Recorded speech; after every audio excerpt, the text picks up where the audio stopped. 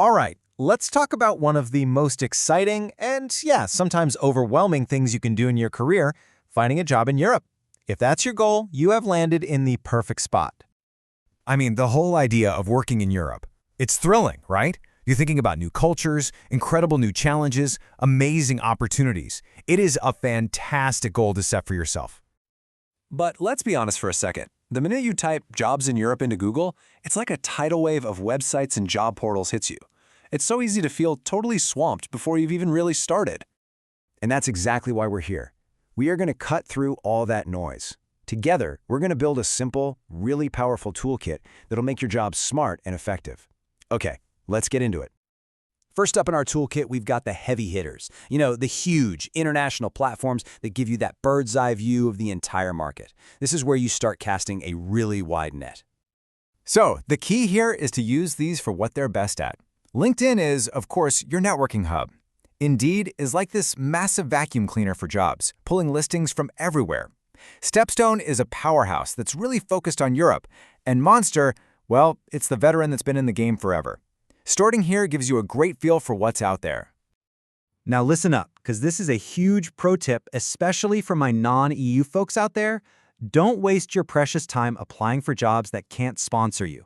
On sites like Indeed, you have to use those filters. Search specifically for roles that are open to international applicants. Seriously, it is an absolute game changer. It'll save you so much time and headache. Okay, so you've been on the big sites. You've found a few companies that look interesting. Now you need your secret weapon.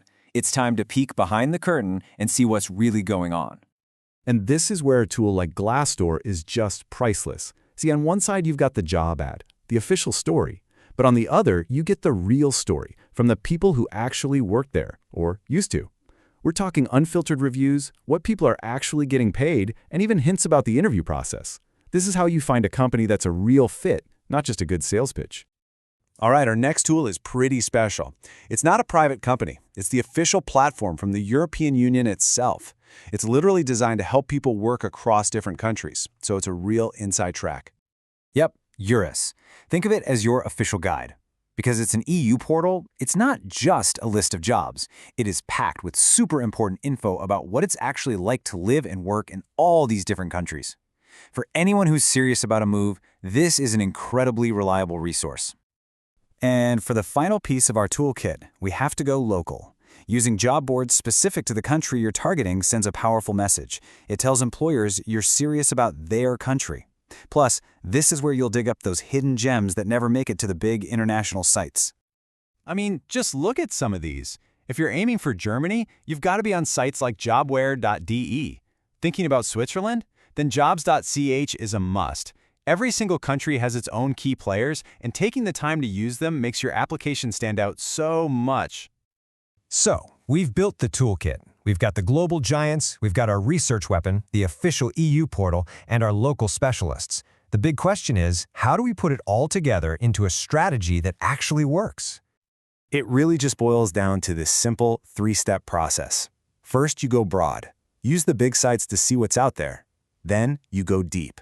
Use Glassdoor to really check out the companies that catch your eye. And finally, you go local. Zero in on your target country and find those unique opportunities. See?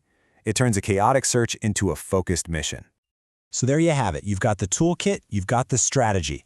The only question left is the most exciting one. With all this in your back pocket, where are you going to begin?